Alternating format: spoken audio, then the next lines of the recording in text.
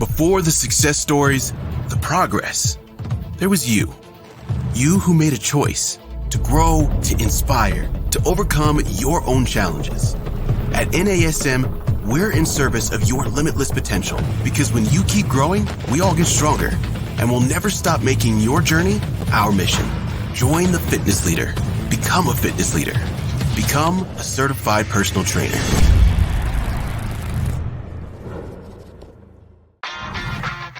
You're listening to the NASM-CPT Podcast with Richey, winner of the Share Care Emmy Award for Social Storytelling and the official podcast of the National Academy of Sports Medicine.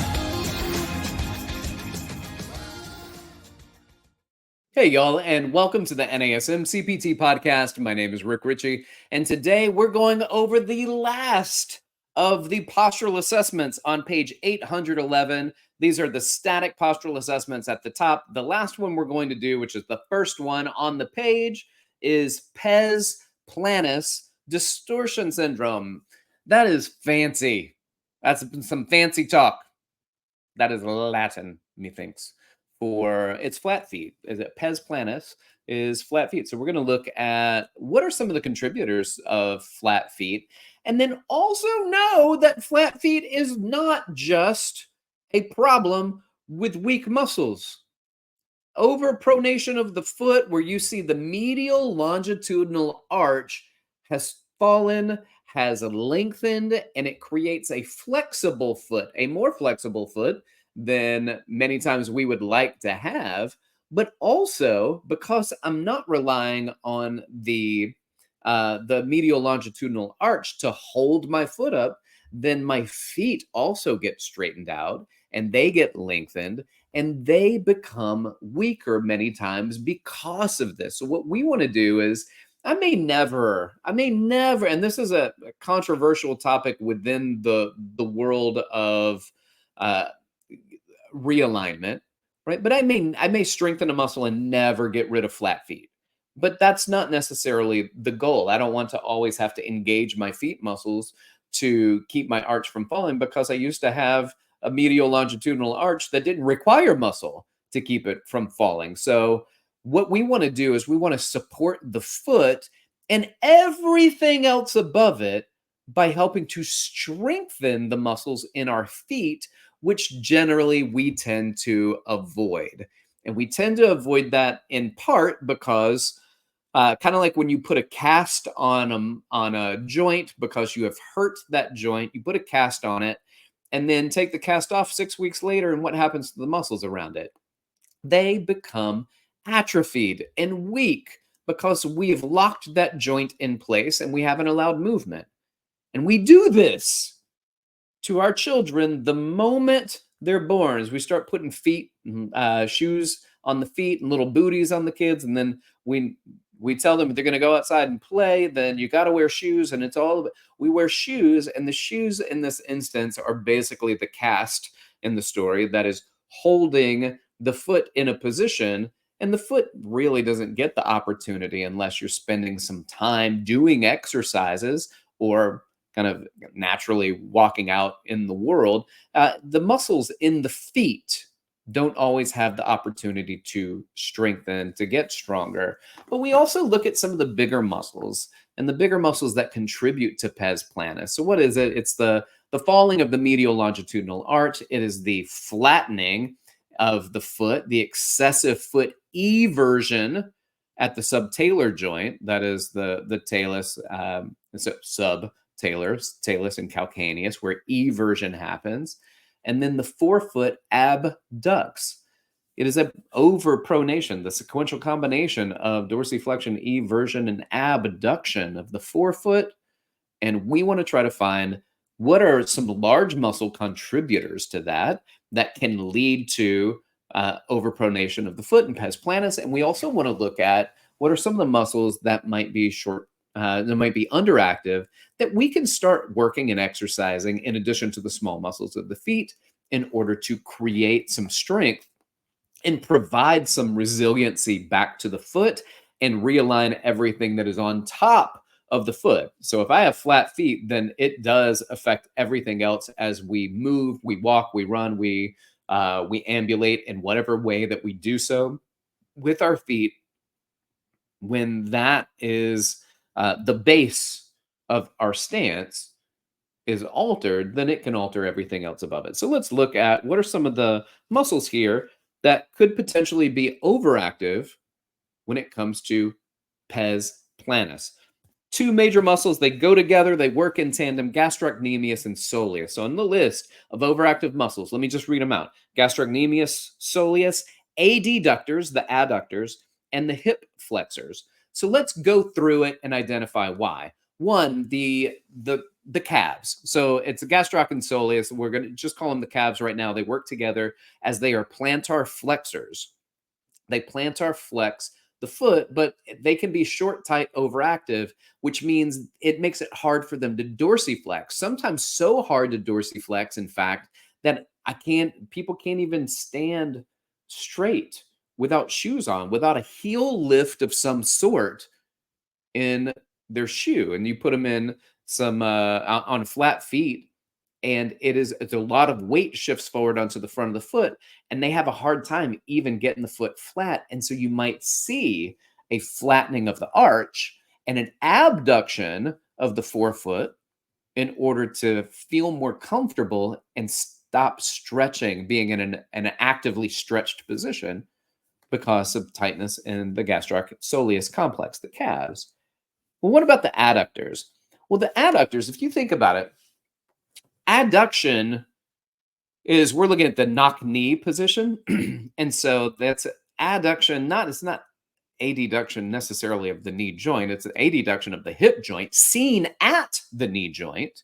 And that rotates even the tib fib complex into internal rotation, which creates a external rotation, a abduction of the foot. It creates an eversion at the subtalar joint, because if you keep the foot planted and then you twist into internal rotation, you can do it right here. You can watch it. If you just knock your knees together, then you see the flattening of the medial longitudinal arch. You see the medial malleolus start to shift in, the foot flatten, the foot start to abduct or toe out position that tends to happen. And when people squat and the feet start to turn out, if you start them in a neutral position, it's because they shift weight to the ball of their foot and their heels move medially. It's not because their forefoot moves laterally.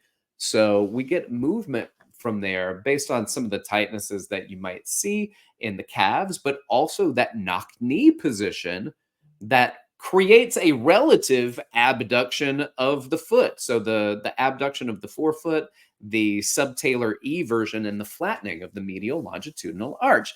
The other muscle here in the list of potentially short, tight, overactive muscles are going to be hip flexors. And this is just the continuation of a potential storyline that if I go into an anterior pelvic tilt, so I get a position like an anterior pelvic tilt, and I'm standing, that tends to lead me to a standing adduction. And that standing adduction can move its way all the way down to the foot and create that eversion force, that pes planus position.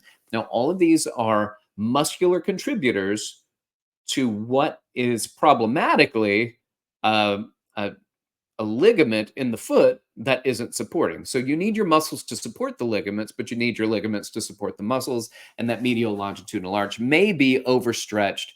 And because it's a ligament, it can't really get its groove back. It's been extended, it's been lengthened. And when that happens to ligaments, they don't fix themselves usually. And that's why you see people, when they have damaged ligaments, they may have surgeries because it's not got a blood supply, really. They don't fix themselves. Once they get overstretched, they kind of stay overstretched. Well, let's look at some of the underactive muscles that we can strengthen after we kind of address through maybe foam rolling and stretching the overactive muscles. What are some of the underactive muscles we can look at here? So underactive muscle list here, we've got anterior and posterior tibialis, glute max, and glute medius. So let's go through this. My anterior and posterior tibialis. Anterior tibialis is a dorsiflexor, which can kind of create that battle, that fight against my plantar flexors, the big calves in the back. Now, the calves are massive and strong, and they actually have a lever arm that makes them much stronger. So you've seen the lever categories, and the lever arm that takes place at the calf, at the foot and ankle complex, is very strong.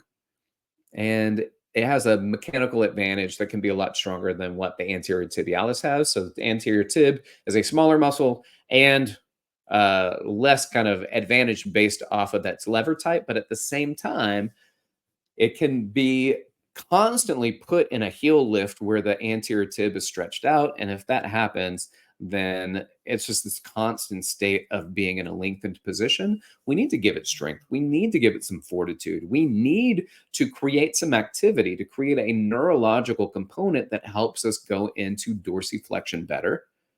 But both the anterior and posterior tibialis inverts the foot. So if I have some tightness in my calves, which lead to eversion, then I want to have muscles that support inversion. And both the anterior and posterior tibialis do that. And so we want to provide some strength to those muscles. And then let's look at the last two muscles, glute medius, glute maximus.